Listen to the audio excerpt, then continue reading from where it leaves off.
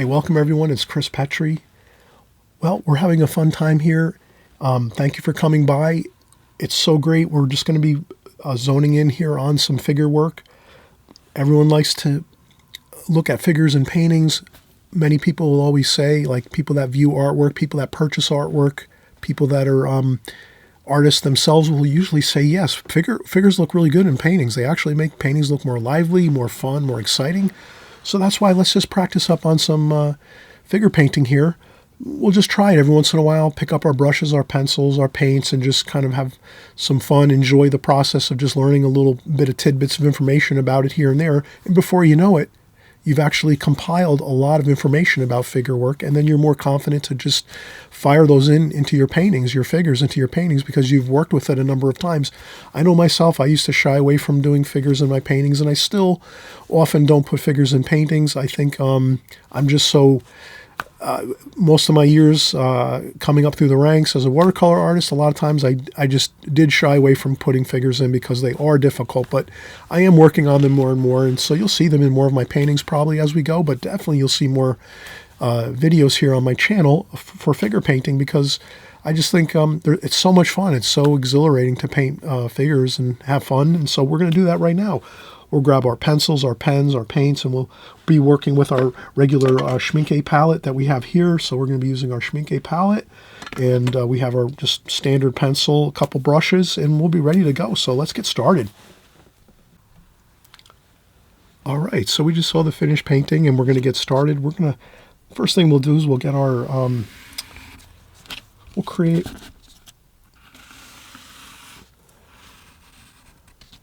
our space that we're going to work within, our rectangle, just by doing a couple real simple lines like that, just to kind of, we just alert ourselves to the fact that we do have a rectangle we have to work within, and that's important.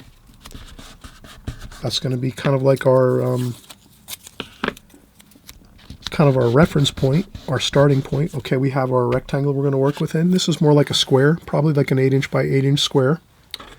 And we're going to do our composition, and then maybe we'll just, I happen to really like squares myself, like the, kind of cube look or the square layout for paintings. I think they look really wonderful. Probably most people will like the more landscaped or portrait style, but in any case, let's kind of stick to some real fundamentals here with our composition, our layout, which is, if we just kind of put that subject matter in one of the four quadrants, we're going to be much better off. So if I was to just simply take some scrap paper here and just mention it this way, if you have a rectangle or a square, and you just make four quadrants onto your paper like that, like pretty much four sections, 1, 2, 3, and 4, let's say. If you place your subject matter when you're going to create any kind of painting or subject matter, if you were to put your subject matter in either one of these four locations, that's going to really look pretty good. If you're going to go up here, I think that's a little more challenging, because then you're going to kind of have that feeling of something floating in your picture frame. So if your picture frame is here, you're going to have to work harder if you put your subject matter up in one of these sections here, because you're going to have to tie it down to your possibly tie it down to your lower section of your composition to kind of make it feel like everything is sort of holding together, or you might want that free-floating feeling. It's all up to you. You have to kind of think about these things, but not to get off on a rabbit trail here. I always tend to think that if you're going at your lower left or your lower right, so either here or here, you're pretty safe. You're going to have a good composition. So if you make your main focal point right here, right here, you're really going to be well off. And then if you're going to put them up here, there might be some challenges with that, but you have to work those things out.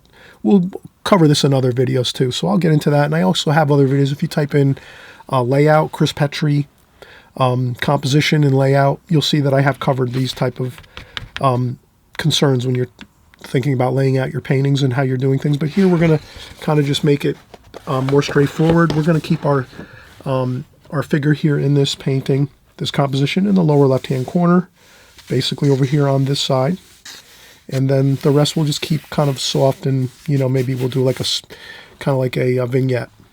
So with that, we'll just kind of start out and we'll just say, okay, we're going to have our figure here. Let's make the head about here, like that. And then we're going to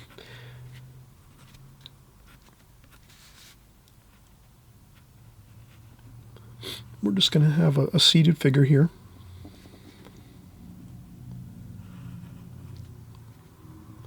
We're going to have a seated figure here. And maybe they're sitting here on the sidewalk along a city street, maybe getting a little bit of a break, a little bit of a rest. And we're going to have we'll have our shoe here. So this person is sitting down. And then we'll have our other leg over here, kind of coming up this way.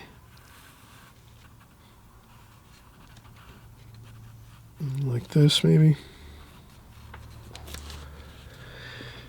And we'll do that. So we're going to have this figure in a seated position here. And the arms are over here.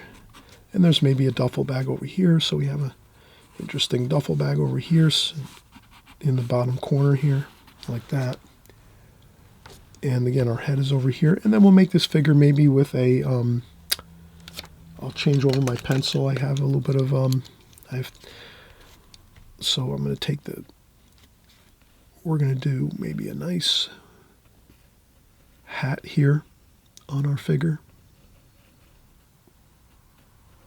Like that.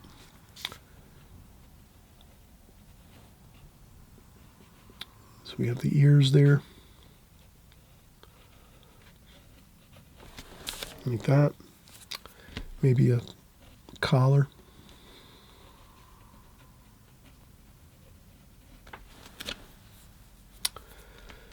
Okay, so we have just a simple figure seated here in shadow.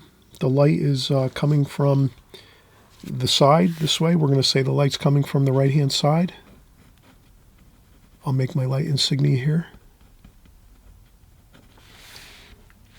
Light's coming from this direction, basically. And then we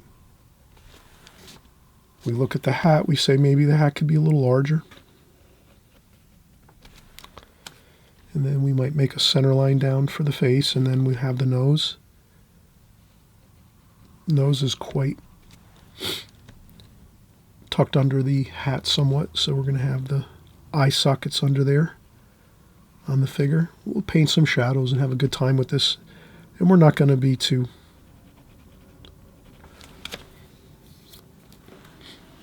get too fancy with this. We're just going to keep it very like light, abstract here. We're just we're making a figure here seated, perhaps on a city scene, and maybe there's this figure is sitting down by a monument or something like that. So we're going to do a little monument type thing here.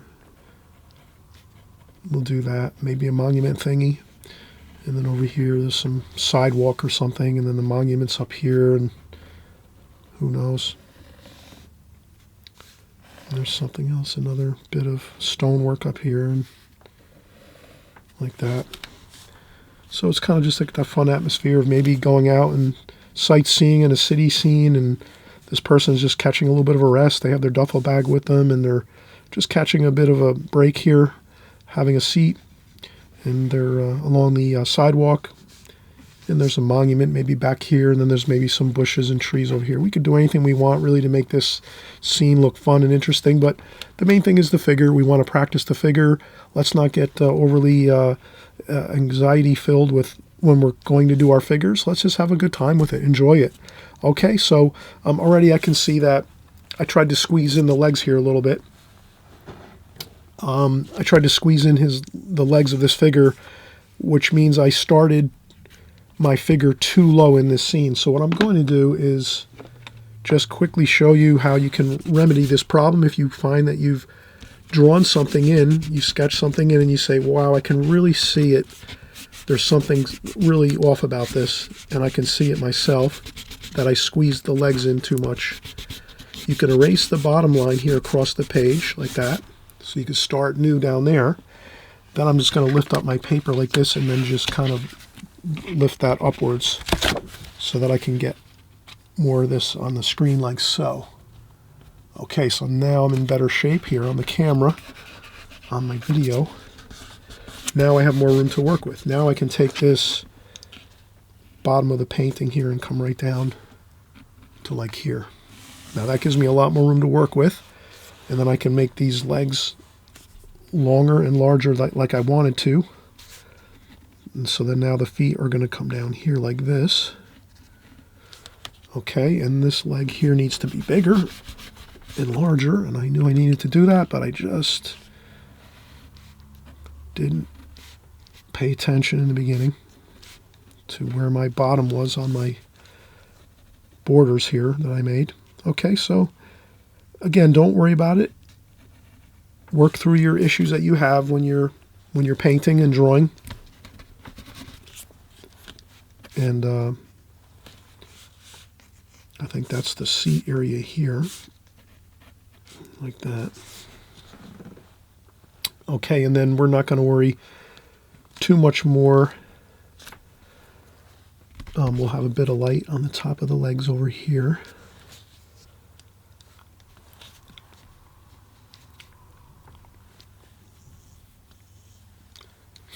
And what I'm going to do is, it's always good to have some mystery in your paintings. You don't have to spell out every single detail. So here, I'm just going to leave it as it is. You'll maybe at the end of this video, you might look at it and say, "Oh, Chris, look, what did he do here? Do I notice that he did anything interesting or odd or out of the ordinary? Or did he paint this straightforward? Did he kind of take some liberties here and there? What did he do?" You'll kind of figure it out as we go. But let's take a break, and then we'll come back and we'll start working on the painting portion. Okay, so we'll be right back. All right, so now we're going to get started with our painting portion. Probably going to start with a good size brush. Maybe a number 10 Escoda travel brush might be good. I might go with a little something a little smaller. Maybe I'll even go with our Skoda, or I should say a Da Vinci number 5 travel brush, which is a synthetic. So that might be good to start with for the face and maybe a little bit of the figure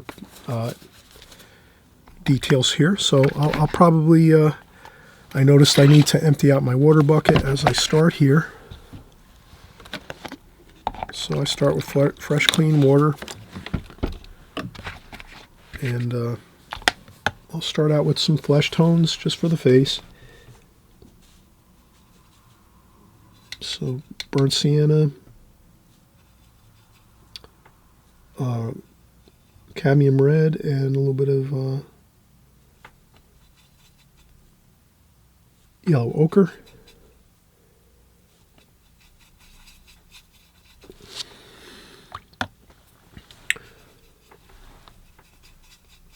That's a pretty good flesh tone, I think.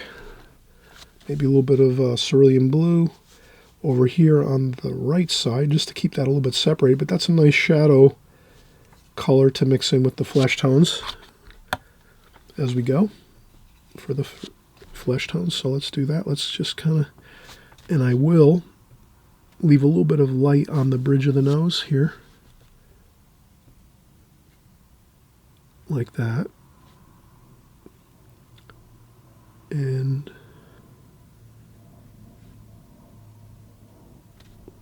so I'll get the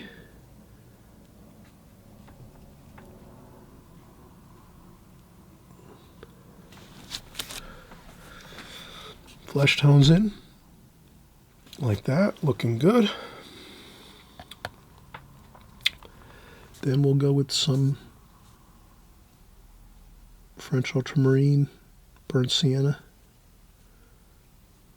burnt umber, and we'll get our hat here. Maybe even a little bit of ivory black.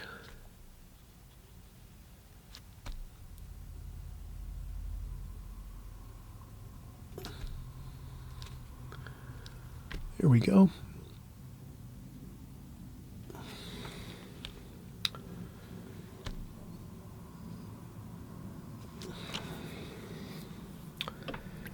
And let's keep working. I like to say this is a kind of a greenish brown sweater.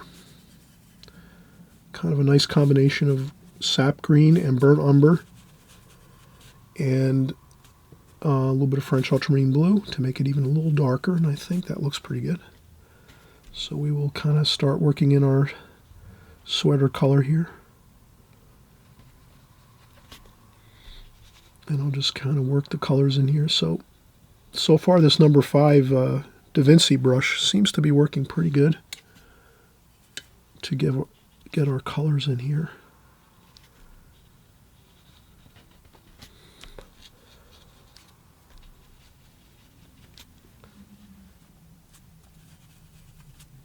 Burnt umber, French ultramarine blue, sap green.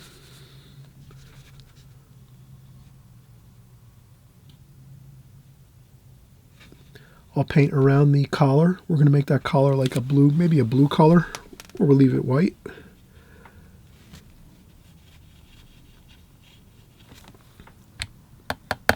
And then as we work these colors, I would say now we can sort of shift over to a damp brush.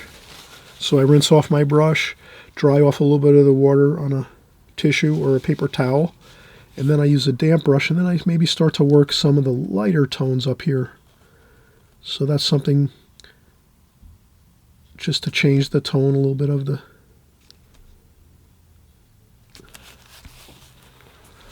the picture. And we can always work some of that shadowy sweater color.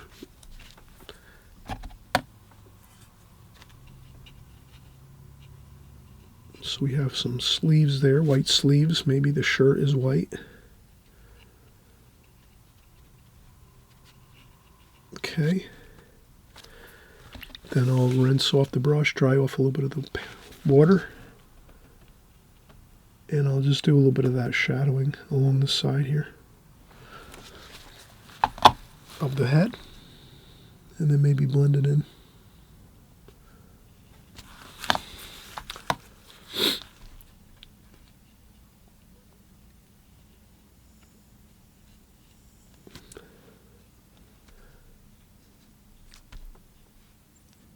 And I can add in some more red too.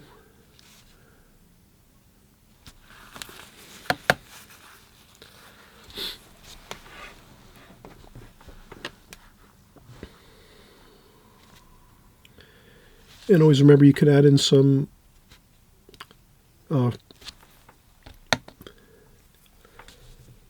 you can add in titanium white to your painting to maybe capture some lights that you might have missed. So for here I have his shirt like that. And a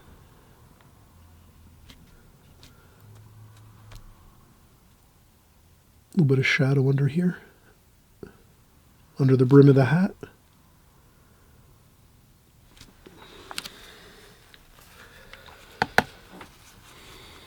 So we're moving along pretty good here. I think we could just keep working with this brush so far. I think we could just finish the painting out with this. Brown for the jeans, maybe for the pants. So we're going to have some burnt umber, lots of burnt umber for the pants, slacks. And we can mix in a little bit of that green 2, just to give us like a way to transition over from the brown to the green. We can mix, kind of blend these two, together. And then we're going to also have some blue for shadow colors and some purple. So I'll use some purple, ultramarine violet for purple, for shadowing kind of colors there. So that's some shadow colors over here, some cobalt blue maybe too. So I'll mix in those two colors for shadows. And those shadows probably go right on down by the feet here, like that.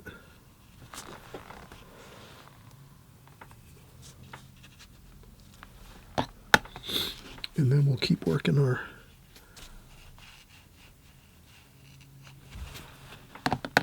slacks here, burnt umber, a little bit darker over here.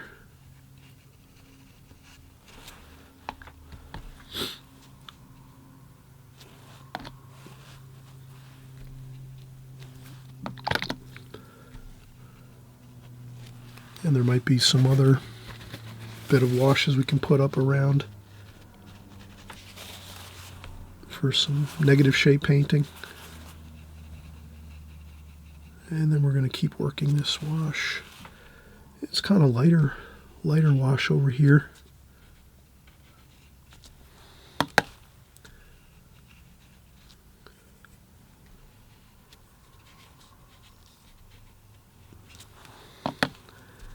And we'll finish our pants here.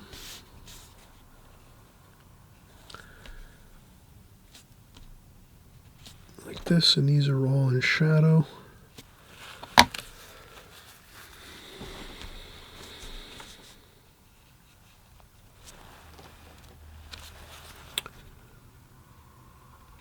And the same thing over here. We're going to continue with the brown. A touch of the French ultramarine blue, sap green, burnt umber to get a little bit of that darker dark there. And then transition more to the brown. So you can kind of see we're just working our washes here as we go. And we could blend that right in with the shadow. Like that. And then we'll leave some highlight on top of the knee here. Like that. And I think we'll just take a quick break now. It's always good, again, I always mention if you can take a few breaks as you're working.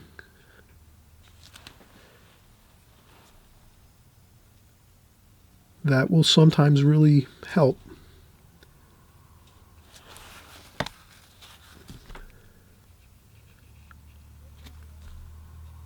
So you can come back and kind of, once you start to come back and get ready to paint again, you'll stop and look at everything and say, oh, I think I need to do this, I need to do that.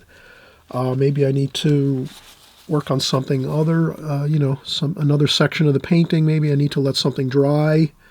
So you will sort of start to figure out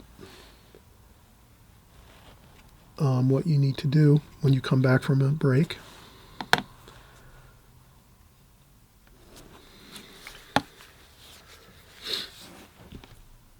So I'll start to just work in some red here. We'll do a red duffel bag over here. All right, so I'm going to leave it there and we'll come back and continue working. I'm just going to blend that in over here like that. And we'll continue to work in a second. I'm just taking a quick break, stretch my legs, and we'll be right back. All right, so we're going to continue on. I just wanted to take a quick break, get some water, and we're going to continue. Let's work on the duffel bag here. So we'll make this a red duffel bag, and let's add different reds here. Why not? Let's make our colors dynamic, not just stick with one red. So I always mention with my videos, and many of you are, you've been working with me a long time, and thank you so much for joining along here over all the years. Many of you, you're always so kind in the comments section, leaving awesome comments and also sharing great insights with everybody that are, a lot of people that are new come in and they read the comments and they learn a lot. So I'm really appreciate everyone that leaves comments and discusses their own way that they do things. And, so many of you that have been with me a long time, I really want to thank you for doing that. That does help all of our other artists that are coming along that are newer. And, but like you probably always hear me say, and if you're brand new here, this is really a really fun thing you can learn about watercolor is if you have like a palette like this, like quite a bit of colors we have here, but not too many. But like if you're going to paint a red like our duffel bag here, why not just, use lots of red here. So we can use cadmium red, we can use alizarin crimson, we could even go in and get some rose madder. We could even get some orange, some cadmium orange too. We could take some straight cadmium orange like that. So we can make a whole conglomeration of different colors to make that wash look really exciting, even though it's just one lump of a duffel bag. We can make it look interesting. And then down at the bottom here, we can get some purple, some ultramarine violet, and put some of that ultramarine violet and maybe some French ultramarine blue at the bottom of the duffel bag. And wow, we've added like 5 or 6 different colors, but some of them are sort of right in the same family, the red and the oranges, and then a little bit of the blue, the cooler colors here. But you can kind of see how that really, it looks better that way. If we, instead of just going with one color, I know I used to do that myself when I first started in watercolors. I would just grab one color and just keep going with it. So I would just say, oh, red duffel bag. And I'd grab a cadmium red and just start painting the whole thing cadmium red. And after a while, I started looking at other artists' paintings, and I'd go, oh, yeah, I can see they're using, like, different colors within their, like, red family. So in the red family, you can use, for this palette, you can use pretty much alizarin crimson, rose madder, cadmium red. You could even add some orange in there, cadmium orange. You can also use burnt sienna. That's pretty much a red. Very, close to the red. And there we have it. We have all those exciting colors. And then we can blend it right into the pants there a little bit so that it kind of all blends nicely. And so then we have and if you want to add a highlight to it, you can always lift up a little bit with some tissue or paper towel. You can lift up a little bit for some light effects. You could even add some water, put some water on like so. Kind of scrub some water on there. Let it sit for a second. And then you take your paper towel again, or your paper, or probably a paper towel works better for lifting up paint off the paper if you want to get a light effect, because paper towel's a little more like it's more abrasive and durable, so that if you really push down on it and give it a twist, it'll really lift up a lot of paint. Like that. So that works pretty good. Tissue is a little softer, so you might not be able to lift as much paint off there, but that gives us a nice little bit of light there. So that's a good thing. And then we're going to add some more French ultramarine blue and ultramarine violet, purple and blue, like that, and we'll get some shadow in here. So we'll try to get some dark in here like this, and then kind of maybe shadow some things like that.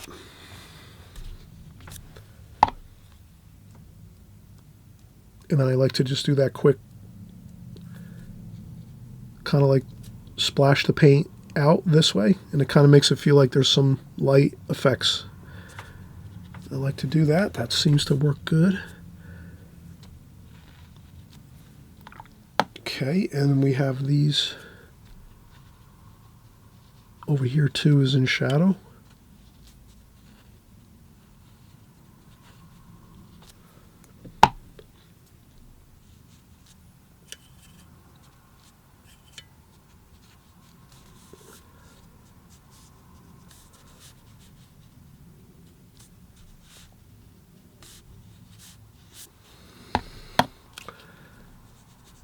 Okay, and then we have some more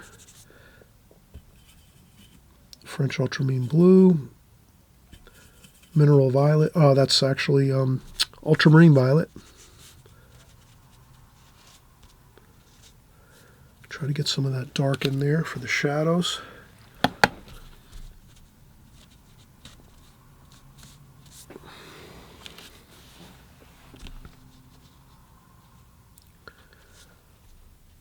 Shadow there on that side.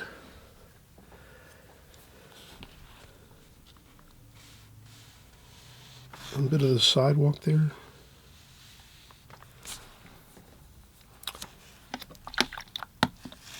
And all right, I think we are really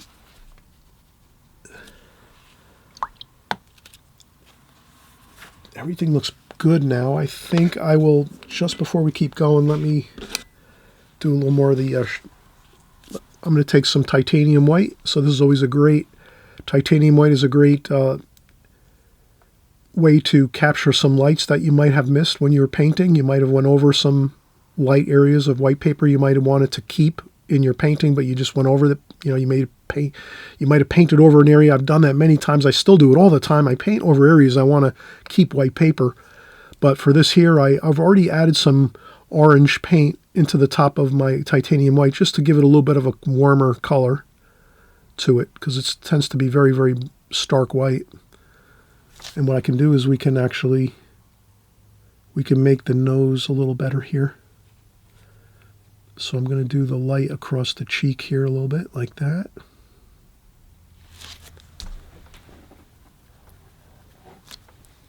And then maybe the nose here. And then if something doesn't look right and you say, oh wow, it's probably not going to look so great, you can lift it up like that. And then it might just be better to let that dry.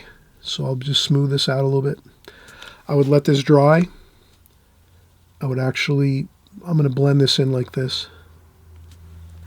So I'm going to blend out that white paper that was and I'm going to let that dry 100%, and then I'm going to add in some shadows, some dark shadows for underneath the nose and underneath the chin a little bit maybe, or underneath the lips, just to give us a little more definition for the face. But I kind of wanted to, and I'll take a little bit of that flesh tone and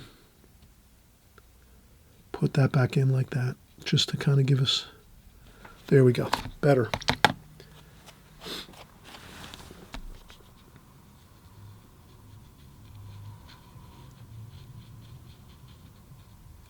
There we go. Okay, so now let's shift gears and use a larger brush just to get some more interesting colors. And I'll use this large brush here. And I'll just mix up some raw umber, burnt umber, some greens.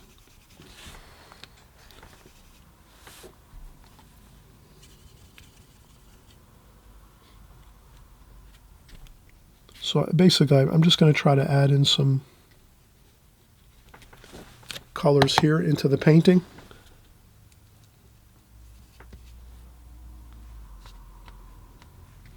These could be like bushes and things like that. So I'm going to splash a little bit for some bushes and things like this. A little bit of greens here.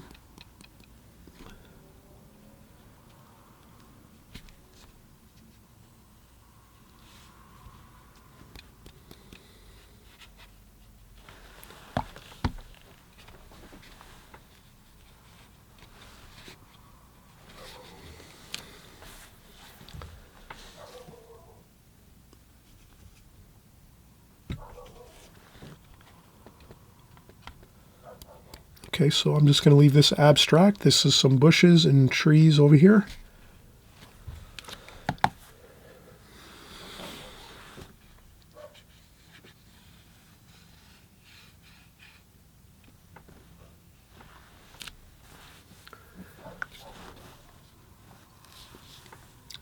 And then over here, this is the stone A little bit of cerulean blue.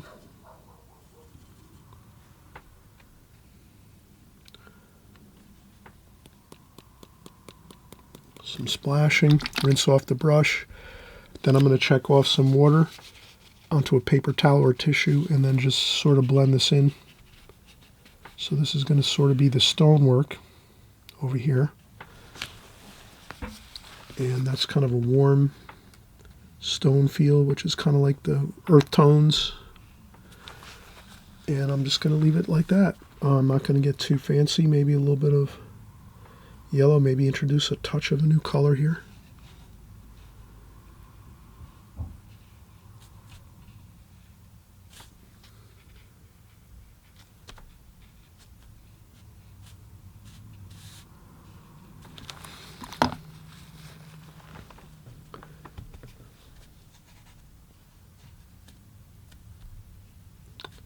And that's all. I'm just going to kind of get that stone feel.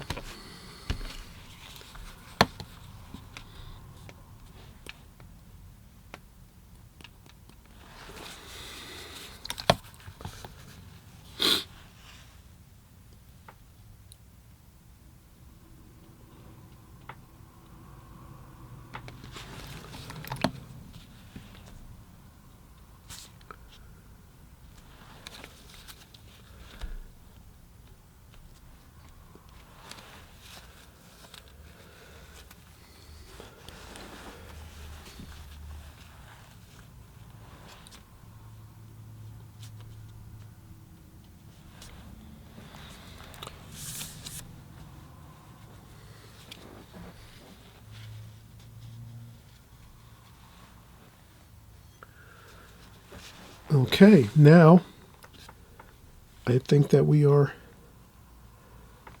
I can just add some paint, water and paint to the bottom of this,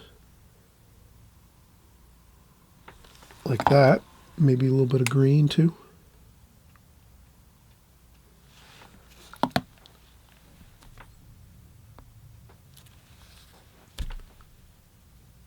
Blend it in there a little bit.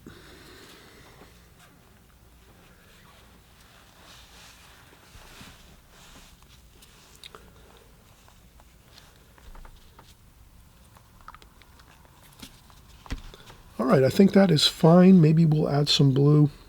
Maybe I'll go back to my smaller brush. A little bit of that cobalt blue might be kind of good here, maybe on some of the shirt. That kind of gives us that little bit of a tie-in with the shirt up here. Like that, maybe a little bit of the blue there, so we kind of feel like that works. And then again, we wanted to just do a little bit of work maybe to the face a little more. Let's do French ultramarine blue, burnt sienna, French ultramarine blue, a little bit of raw umber. Let's see if we can get a little bit of shadowing on the face area here. So let's say his nose, the underside of his nose is about there. So if we put a little shadow there, that looks pretty good. And then maybe a touch under the lips here. There. Eyes are under here. So if I can just add a little bit of color there, a little bit of dark, like for the eye socket, the eye socket's there. Just a little bit. It's like a shadow across there. And then we have the underside of the nose. And a bit of maybe a touch of red. Touch of red with a little bit of yellow ochre. Maybe a little bit of red on the nose there, the tip of the nose.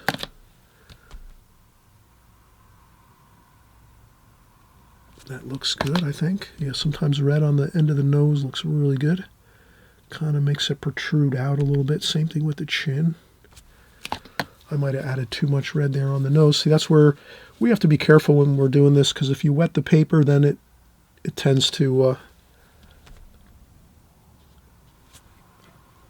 it definitely tends to be difficult. You almost have to, I think that might be good if we just leave it like that.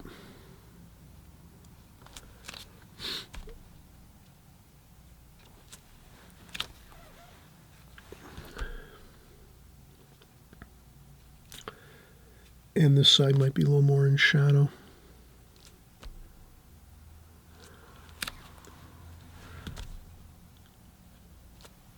A little bit of purple maybe.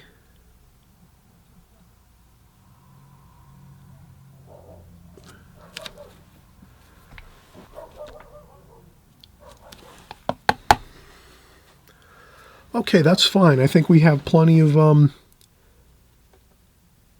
good practice on this figure here. Seated figure. Kind of like a fun seated figure scene. I'm hoping everyone is going to try this and try it a few different times maybe.